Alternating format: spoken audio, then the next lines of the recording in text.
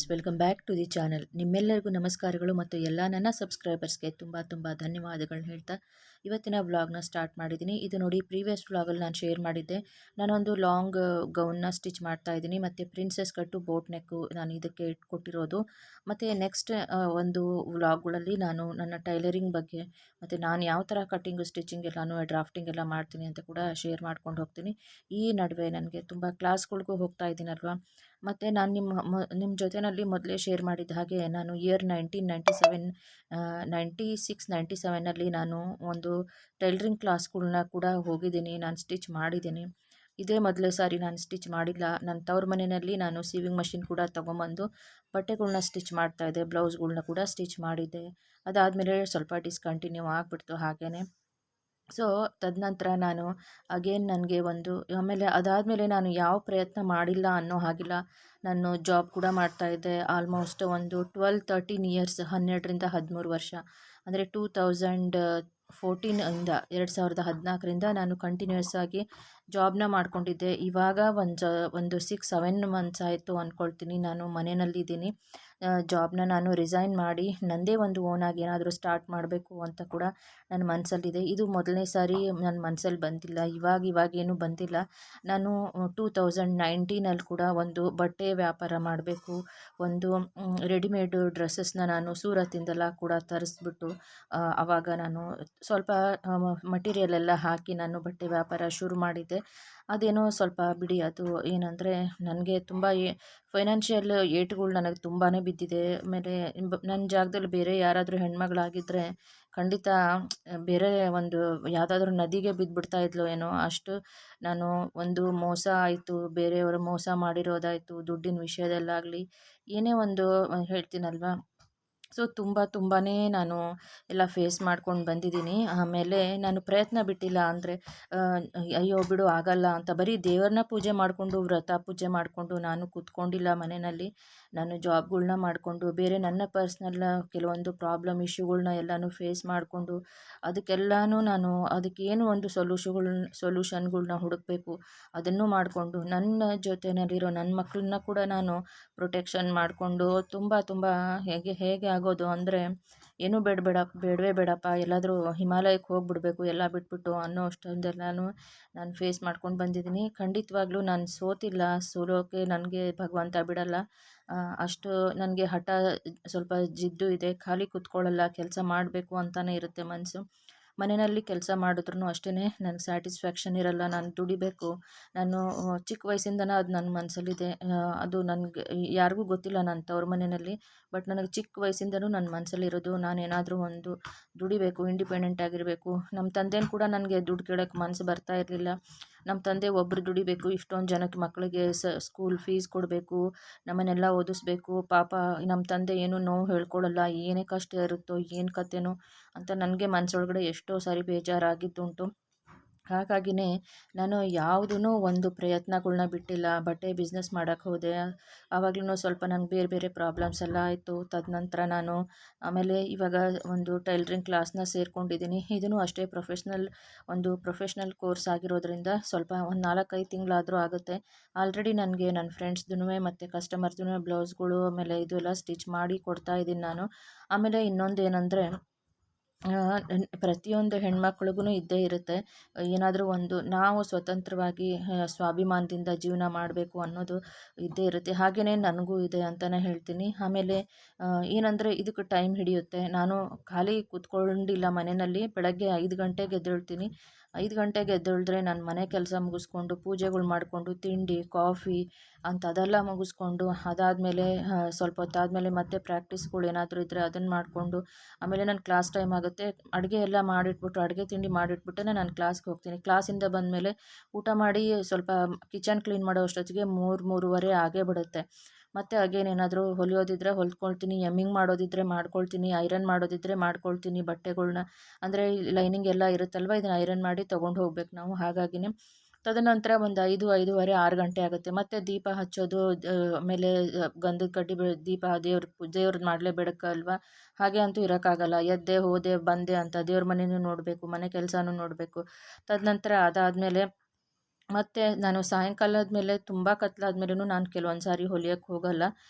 ಆದರೆ ಹೊಲಿಯೋದಿದ್ರೆ ಹೊಲಿತೀನಿ, ಇಲ್ಲ ಅಂದರೆ ಮತ್ತೆ ನಾನು ಏನಾದರೂ ನಮ್ಮ ಮನೇಲಿ ಅಡುಗೆ ಚಪಾತಿ ಅದು ಇದು ಮಾಡೋದಿದ್ದರೆ ಮಾಡಿಕೊಂಡು ಊಟ ಮಾಡಿಬಿಟ್ಟು ನನಗೆ ಈ ನಡುವೆ ಬೇಗನೆ ನಿದ್ದೆ ಬರುತ್ತೆ. 9:30 10 ಗಂಟೆಗೆಲ್ಲ ನನಗೆ ಸಿಕ್ಕಾಪಟ್ಟೆ ನಿದ್ದೆ ಬರುತ್ತೆ. ಯಾಕೆಂದರೆ ಮಧ್ಯಾಹ್ನನೂ ನನಗೆ ರೆಸ್ಟ್ ಇರಲ್ಲ. ತದನಂತರ ಬೆಳಗ್ಗೆ 5:30 ಈಗೆಲ್ಲ 5:30ಗೆ ಎದ್ದೇಳ್ತಾ ಇದ್ದೀನಿ. ಹೀಗೇ ಆಮೇಲೆ ನನಗೂ ಇನ್ನೂ ಒಂದು ತುಂಬ ತುಂಬ ಐಡಿಯಾಗಳು, ಪ್ಲ್ಯಾನ್‌ಗಳಿದೆ. ಏನಕ್ಕೆ ಅಂದರೆ ನನ್ನ ಒಂದು ಪ್ರೊಫೆಷ್ನಲ್ ಕೋರ್ಸ್ ಬಗ್ಗೆ ಇನ್ನೂ ಯಾವ ಥರ ನಾನು ಮುಂದೆ ಅದನ್ನು ಬೆಳೆಸಬೇಕು. ಇವಾಗ ನಾವು ಒಂದು ತೆಂಗಿನ ಮರ ಹಾಕಿದ್ರೆ ನಾಳೆನೇ ಅದು ಫಲ ಕೊಡುತ್ತಾ? ಒಂದು ಮಾವಿನ ಮರ ಹಾಕಿದ್ರೆ ನಾಳೆನೇ ಫಲ ಕೊಡುತ್ತಾ? ಇಲ್ವಲ್ಲ. ಇವತ್ತು ತುಳಸಿ ಗಿಡ ಹಾಕಿದ್ರೆ ಅದು ಬೆಳೆಯೋದಕ್ಕೆ ಟೈಮ್ ಬೇಕಲ್ವಾ? ಹಾಗೆಯೇ ನನ್ನದೇ ಒಂದಿಷ್ಟು ಪ್ಲ್ಯಾನ್‌ಗಳು, ಕನಸುಗಳಿದೆ. ಅದು ಒಂದೊಂದೇ ಮೆಟ್ಲು ನಾನು ಹತ್ತಿ ಹೋಗಬೇಕು. ಇವಾಗಲೇ ನಾನು ಯಾರ ಹತ್ರನೂ ಏನೂ ರಿವೀಲ್ ಮಾಡೋಕ್ಕೆ ನನಗಿಷ್ಟ ಇಲ್ಲ. ನಮ್ಮ ಮನೆಯವ್ರು ಒಂದೇ ಹೇಳೋದು, ಯಾರಿಗೂ ಎಲ್ಲೂ ಏನೂ ಹೇಳಬೇಡ, ಯಾಕೆ ಅಂದರೆ ಕಣ್ಣು ದೃಷ್ಟಿ ಆಗುತ್ತೆ ಅಂತ. ಏನಕ್ಕೆ ಅಂದರೆ ಕೆಲವೊಂದು ಗೊತ್ತಿರೋ ಹಾಗೆ ತುಂಬ ಜನ ಗಂಡ ಹೆಂಡತಿ ಅನ್ಯೋನ್ಯವಾಗಿರೋರು, ಅವ್ರು ಅನ್ಯೋನ್ಯವಾಗಿರೋ ಒಂದು ಫೋಟೋಗಳ್ನ ಕೂಡ ಅವರೇನಾದರೂ ಸೋಷಿಯಲ್ ಮೀಡಿಯಾಗಳಲ್ಲಿ ಆ ಥರ ಎಲ್ಲ ಏನಾದರೂ ಶೇರ್ ಮಾಡಿದಾಗ ತುಂಬಾ ಒಂದು ಕಣ್ಣು ದೃಷ್ಟಿಗಳಾಗಿ ಏನೋ ಒಂದು ನೋಡ್ತೀವಲ್ವ, ಚಿಕ್ಕ ವಯಸ್ಸಿಗೆ ಅದಾಯಿತು ಇದಾಯಿತು, ಆಕ್ಸಿಡೆಂಟ್ ಆಯಿತು, ಹಾರ್ಟ್ ಅಟ್ಯಾಕ್ ಆಯಿತು, ಹಾಗೆ ಹೀಗೆ ಅಂತ. ಅದು ಏನಕ್ಕೆ ಆಗ್ತವೆ ಅಂದರೆ ಕಣ್ಣು ದೃಷ್ಟಿಗಳಿಂದ ಆಗ್ತವೆ. ಅದಕ್ಕೆ ನಾವು ಜಾಸ್ತಿ ಸೋಷಿಯಲ್ ಮೀಡಿಯಾನಲ್ಲಾಗಲಿ, ಆಮೇಲೆ ಒಂದು ಸಂಬಂಧಿಕರು ಫ್ರೆಂಡ್ಸ್ ಗ್ರೂಪಲ್ಲಾಗಲಿ ನಾವು ಏನು ಮಾಡ್ತಾ ಇದ್ದೀವಿ, ಮತ್ತು ನಮ್ಮ ಫ್ಯಾಮಿಲಿ, ಮಕ್ಕಳು, ಗಂಡ ಹೆಂಡತಿ ಹೇಗಿದ್ದೀವಿ ಅಂತ ಜಾಸ್ತಿ ಏನು ಶೇರ್ ಮಾಡ್ಕೊಳಕ್ಕೆ ಹೋಗಬಾರ್ದು. ನಾವೆಲ್ಲಾದರೂ ಫಾರಿನ್‌ಗೆ ಹೋಗ್ತಾ ಇದ್ದೀವಾ, ಪ್ರಮೋಷನ್ ಆಗಿದೆಯಾ, ಇಲ್ಲ ಏನೋ ಒಂದು ಕೆಲಸ ಮಾಡ್ತಿದ್ದೀವಾ ಅನ್ನೋದ್ರ ಬಗ್ಗೆನೂ ಯಾವುದು ಜಾಸ್ತಿನೂ ನಾವು ಹೇಳೋಕ್ಕೆ, ಶೇರ್ ಮಾಡ್ಕೊಳಕ್ಕೆ ಹೋಗಬಾರ್ದು. ಕಣ್ಣು ದೃಷ್ಟಿ ಅನ್ನೋದು ತುಂಬಾ ಏಟು ಕೊಡುತ್ತೆ ಅಂತಲೇ ಹೇಳ್ತೀನಿ. ಇದೆಲ್ಲ ಅನುಭವದ್ರಿಂದ ನಾನು ಹೇಳ್ತಾ ಇದ್ದೀನಿ, ಹಾಗೆ ಹೇಳ್ತಾ ಇಲ್ಲ.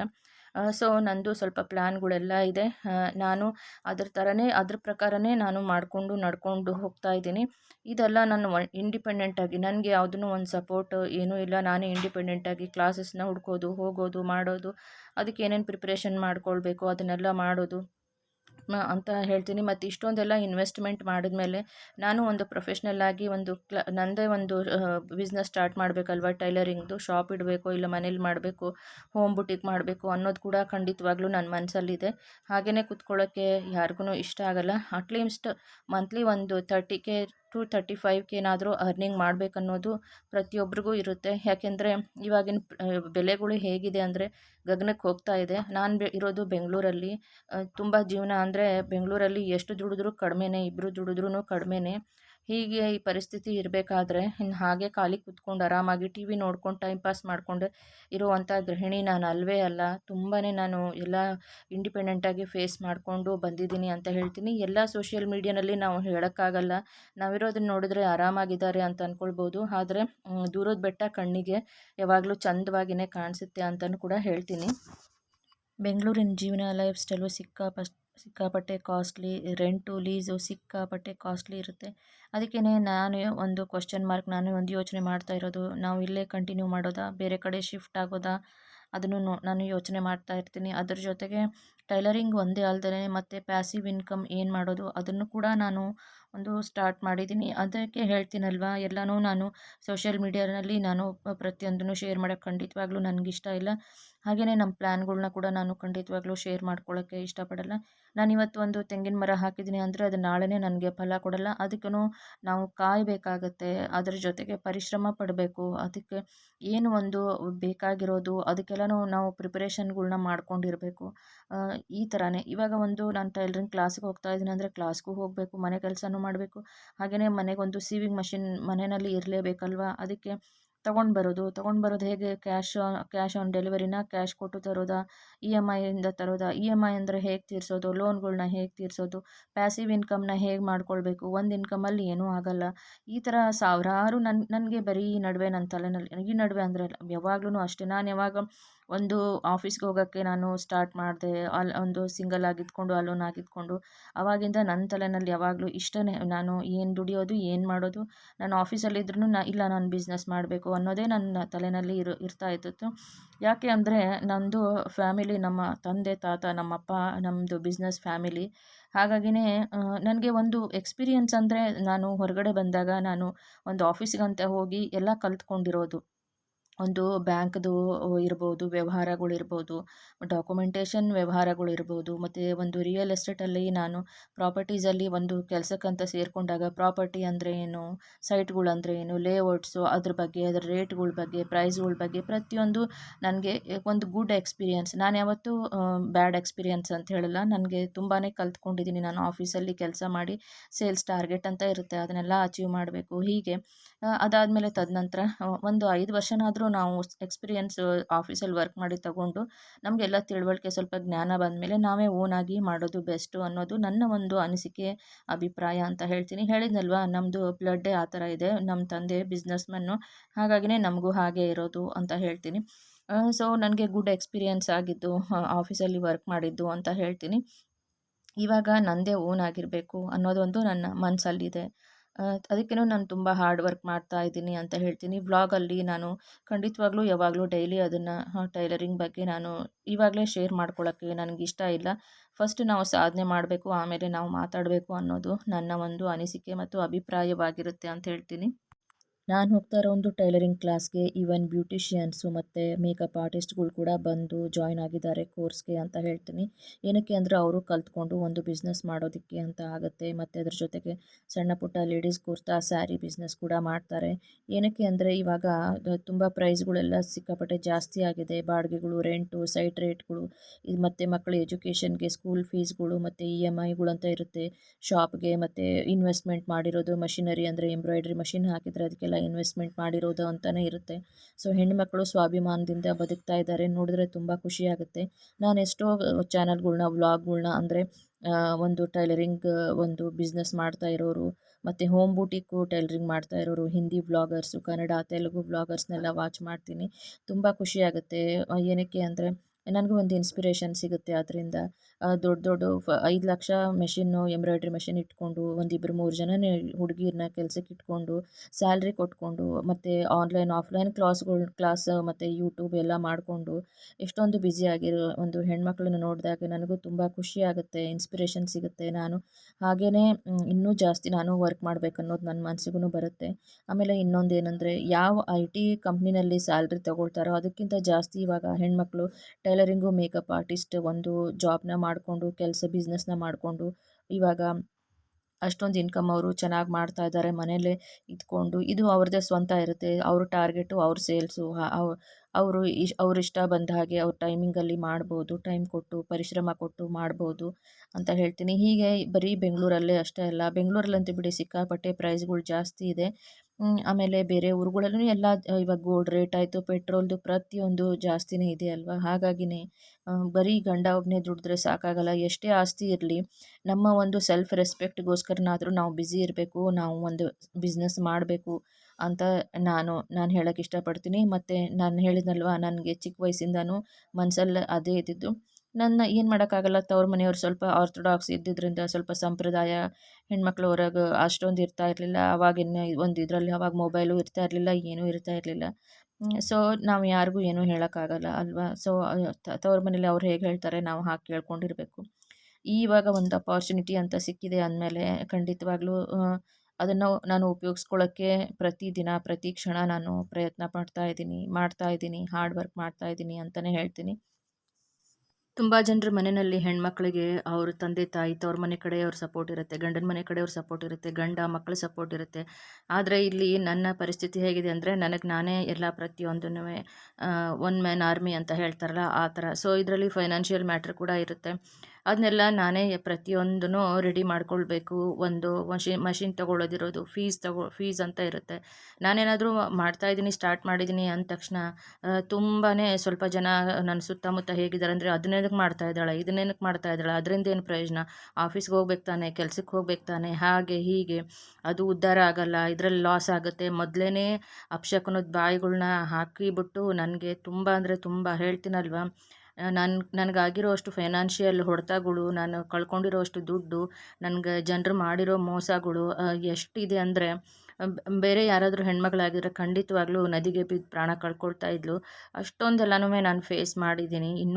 ಇನ್ನೂ ಇದೆ, ಇನ್ನೂ ಸ್ವಲ್ಪ ಎಲ್ಲನೂ ಇದೆ.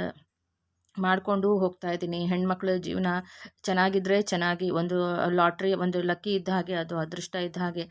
ಏನಾದರೂ ನಾವು ತುಂಬಾ ಒಂದು ಯಪ್ಪಾ ಹೇಳೋಕ್ಕಾಗಲ್ಲ ಅದನ್ನು, ಅಷ್ಟೊಂದು ನಮಗೆ ಕೆಟ್ಟ ದೃಷ್ಟಿಗಳು, ಹಿತಶತ್ರುಗಳು, ಅದು ಇದು ಕಣ್ಣು ದೃಷ್ಟಿಗಳು ಅಂತ ಇದೆ ಅಂದಮೇಲೆ ನಮಗೆ ಯಾವುದ್ರಲ್ಲೂ ಎದ್ದೇಳಕ್ಕೆ ಹೋದರೆ ನಮ್ಮನ್ನ ಬೀಳಿಸ್ತಾರೆ, ಎದ್ದೇಳಕ್ಕೆ ಹೋದರೆ ನಮ್ಮನ್ನ ಬೀಳಿಸ್ತಾರೆ, ಏಣಿ ಹತ್ತಕ್ಕೆ ಹೋದರೆ ನಮ್ಮನ್ನ ಬೀಳಿಸ್ತಾರೆ, ಆ ಥರ ಎಲ್ಲ ಇರುತ್ತೆ. ಅದಕ್ಕೋಸ್ಕರನೇ ಪ್ರತಿಯೊಂದೂ ಅಷ್ಟು ಅಂದ ತಕ್ಷಣವೇ ಬೇಗ ಆಗಿಬಿಡಲ್ಲ. ನಾನು ತುಂಬಾ ಎಲ್ಲದಕ್ಕೂ ಪ್ರಯತ್ನ ಮಾಡ್ತಾ ಇದ್ದೀನಿ ಅಂತಲೇ ಹೇಳ್ತೀನಿ. ಒಂದು ಫ್ಯಾಮಿಲಿ ಅಂದರೆ ಒಬ್ಬರ ಕಷ್ಟಕ್ಕೆ, ಒಬ್ಬರ ಒಂದು ನೋವಿಗೆ ಸ್ಪಂದಿಸಬೇಕು, ಪ್ರೀತಿ ವಿಶ್ವಾಸಕ್ಕೆ ಅವ್ರಿಗೆ ಬೆಲೆ ಕೊಡಬೇಕು, ಗೌರವ ಕೊಡಬೇಕು. ಒಂದು ಮಾರಲ್ ಸಪೋರ್ಟ್ ಅಂತ ಸುತ್ತಮುತ್ತ ಯಾರೇ ಇದ್ರೂ ಫ್ಯಾಮಿಲಿಯವರು ಅದನ್ನು ಮಾಡಬೇಕು. ಒಂದು ಜವಾಬ್ದಾರಿಯುತವಾಗಿ ಅವ್ರ ಜೊತೆಯಲ್ಲಿ ಇರಬೇಕು, ಅವ್ರ ಪರಿಸ್ಥಿತಿಗಳ್ನ ಅರ್ಥ ಮಾಡ್ಕೊಳ್ಬೇಕು. ಮನುಷ್ಯ ಇದ್ದಾಗ ಬೆಲೆ ಕೊಡಬೇಕು ಒಟ್ಟಿನಲ್ಲಿ ಹೇಳೋದಾದರೆ. ಅವ್ರು ಇಲ್ದಾಗ ಅವರು ದೇವ್ರ ಹತ್ರ ಹೋದ ಮೇಲೆ ಅವ್ರ ಫೋಟೋಗಳು ಹಾಕ್ಕೊಂಡು ಎಷ್ಟು ಪೂಜೆ ಮಾಡಿದ್ರು ಅಷ್ಟೇ. ಏನು ಡಿ ಪಿನಲ್ಲಿ ಸ್ಟೇಟಸಲ್ಲಿ ಅವ್ರ ಫೋಟೋ ಹಾಕ್ಕೊಂಡು ಸುಮ್ಮನೆ ಒಂದು ಡ್ರಾಮಾ ಮಾಡಿದ್ರು ಏನು ಪ್ರಯೋಜನ ಇಲ್ಲ ಅಂತ ಹೇಳ್ತೀನಿ.